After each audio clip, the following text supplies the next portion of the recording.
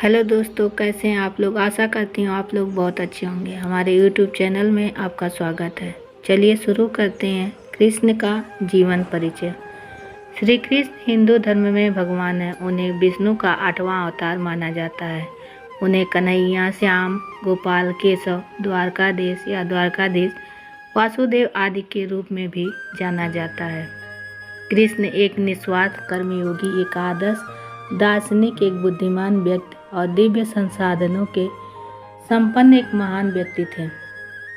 श्री कृष्ण का जन्म द्वापर युग में हुआ था। उन्हें इस युग के सर्वश्रेष्ठ पुरुष या युगावतार के रूप में स्थान दिया गया है। कृष्ण की जीवनी श्रीमद् भागवत और महाभारत में व्यापक रूप से लिखी गई है, जो कृष्ण के समकालीन महर्षि वेदव्यास द्वारा रचित है। भगवत गीता कृष्ण और अर्जुन के बीच एक संवाद है, जो आज भी पूरी दुनिया में लोकप्रिय है।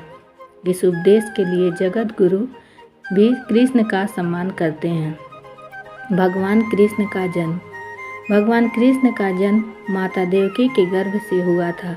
उनके पिता का नाम वासुदेव था। देवकी को उसके भाई ने कैद कर लिया था, क्योंकि आकाशवाणी ने कंस की मृत्यु की भविष्यवाणी कर दी थी कि कंस का वध देवकी की 8वीं संतान के हाथों से होगा। लेकिन जैसे ही कृष्ण का जन्म हुआ, सब प्रहरी सो गए और बंदीगिरी के ताले टूट गए और सब द्वार अपने आप खुल गए। वासुदेव ने कृष्ण को उठाया और यमुना पार करके अपने मित्र नंद बाबा के घर ले गए और उनके घर में उसी रात पुत्री का जन्म हुआ था। उसे वहाँ से ले आए थे। कहा जाता है कि यह कृष्ण की मायावी चाल थी। जन्म के समय भगवान ने माता पिता को पूर्ण रूप से दर्शन दिए और उन्हें बताया, मुझे अपने मित्र नंद बाबा के घर भेज दो और उनकी बेटी को अपने पास ले आओ। आप चिंता मत करो, जेल के सभी सिपाही सो जाएंगे और जेल का दरवाज़ा अपने आप खुल जाएगा। यमुना नदी भी आपका मार्गदर्शन करेगी।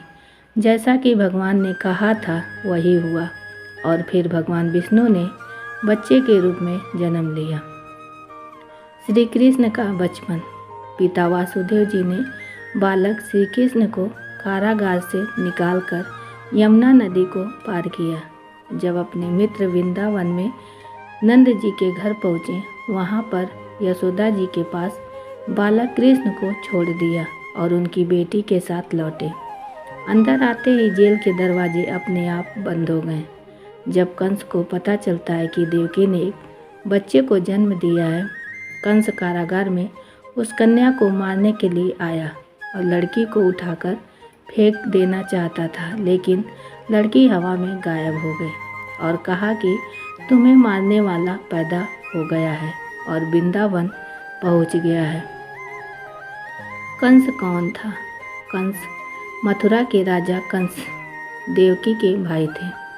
शादी के बाद वह अपनी बहन देवकी को ससुराल छोड़ने जा रहा था कि अचानक रास्ते में तेज तूफान आ गया और आसमान में जोर से बिजली चमकी और यह एक आकाशवाणी थी।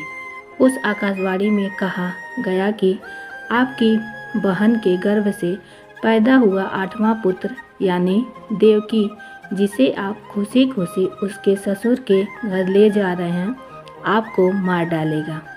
देवकी और वासुदेव को बंदी बना लिया। कंस ने देवकी को मारने के लिए तलवार उठाई।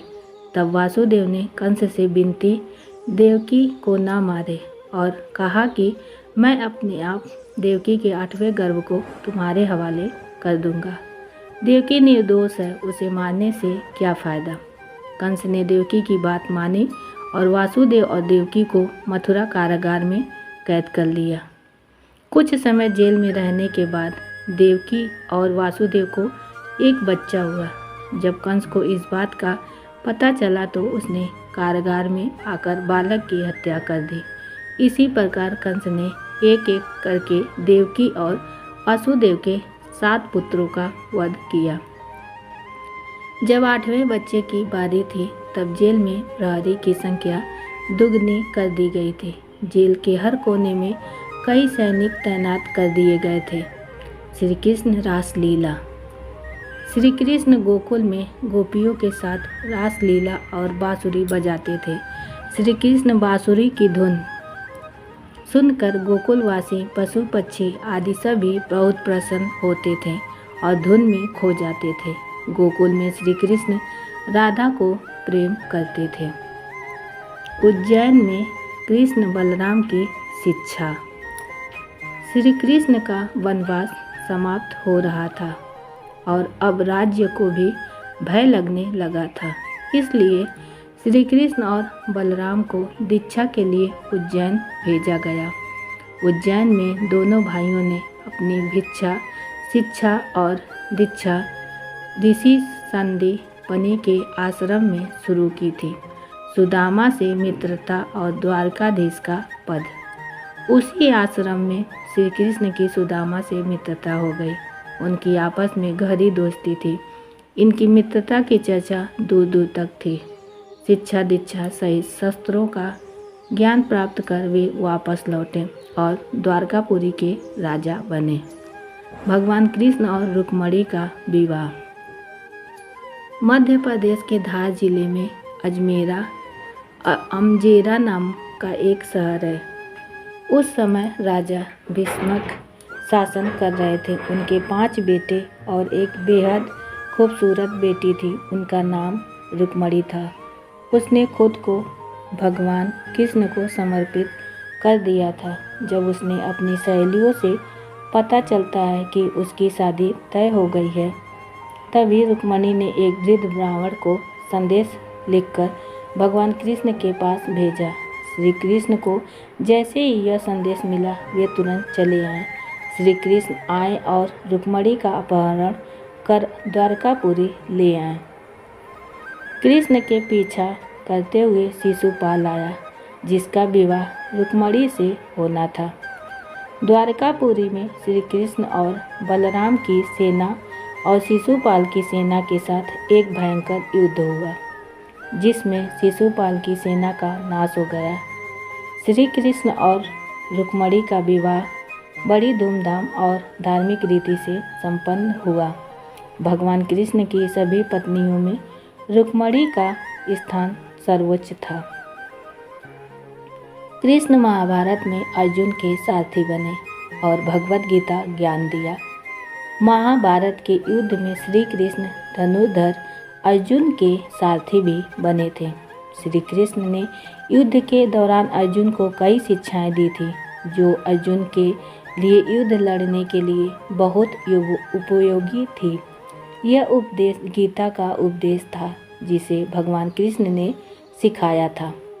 यह उपदेश आज भी श्रीमद् भगवत गीता के नाम से प्रसिद्ध है। भगवान श्री कृष्ण ने इस युद्ध में बिना शस्त्र लिए ही इस युद्ध का परिणाम सुनिश्चित किया था। महाभारत के इस युद्ध में पांडवों ने अधर्म पर विजय प्राप्त की और अधर्मी दुर्योधन सहित पूरे कौरव वंश को नष्ट कर दिया।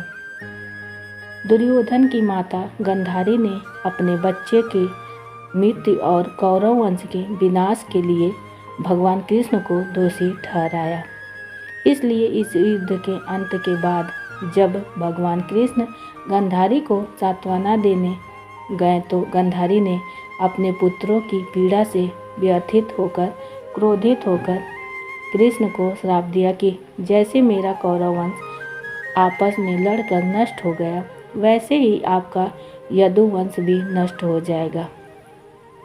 इसके बाद श्री कृष्ण द्वारका नगर गए। दुर्वा ऋषि का श्राप। महाभारत युद्ध के लगभग 35 वर्ष बाद भी द्वारका बहुत ही शांत और खुशहाल था। धीरे धीरे श्री कृष्ण के पुत्र बहुत शक्तिशाली हो गए और इस प्रकार पूरा यदुवंश बहुत शक्तिशाली हो गया। कहा जाता है कि एक बार श्री कृष्ण के बेटे सांबव ने चंचलता के प्रभाव में ऋषि दुर्वासा का अपमान किया था। ऋषि दुर्वासा तब क्रोधित हो गए और उन्होंने यदुवंश को नष्ट करने के लिए शाप दिया। द्वारका में अब शक्तिशाली होने के साथ साथ पाप और अपराध भी व्याप्त हो गए थे। अपनी प्रसन्न द्वारिका में ऐसा वातावरण देखकर श्री कृष्ण बहुत दुखी हुए। उसने अपनी प्रजा को प्रभास नदी के तट पर जाने और अपने पापों से छुटकारा पाने की सलाह दी। उसके बाद सभी लोग प्रभास नदी के तट पर चले गए, लेकिन ऋषि दुर्वासा के श्राप के कारण सभी लोग वहां नशे में धुत हो गए और आपस में बहस करने लगे। विवाद शुरू हुआ। उनके विवाद ने एक गृह युद्ध का रूप ले लिया, जिसने पूरे यदुवंश को नष्ट कर दिया। भगवान श्री कृष्ण की मृत्यु। भागवत पुराण के अनुसार ऐसा माना जाता है कि कृष्ण अपनी जाति के विनाश को देखकर बहुत परेशान थे। उसके दुख के कारण ही वह जंगल में रहने लगे। एक दिन जब वह जंगल में एक पीपल के पेड़ के नीचे योग निद्रा में विश्राम कर रहे थे, जरा नाम के एक शिकारी ने उनके पैरों को हिरन समझ लिया और उस पर जहरीले तीर से हमला कर दिया। जारा द्वारा चलाए गए इस तीर ने भगवान कृष्ण के पैर के तलवे में छेद कर दिया। विशाला बाण के इस भेदन को बहाना बनाकर भगवान कृष्ण ने अपना भौतिक रूप त्याग दिया और नारायण के रूप में वैकुंठ धाम में विराजमान हो गए। देह त्यागने के साथ ही भगवान कृष्ण द्वारा निर्मित द्वारका नगरी भी समुद्र में विलीन हो गई। तो दोस्तों, उम्मीद है आपको हमारी कहानी पसंद आई होगी। पसंद आई है तो एक लाइक ज़रूर करें और चैनल पर नए हैं तो चैनल को सब्सक्राइब करना ना भूलें। साथ ही बेल आइकन दबाना ना भूलें ताकि अगली अपडेट सबसे पहले आपको मिले। धन्यवाद। राधे राधे।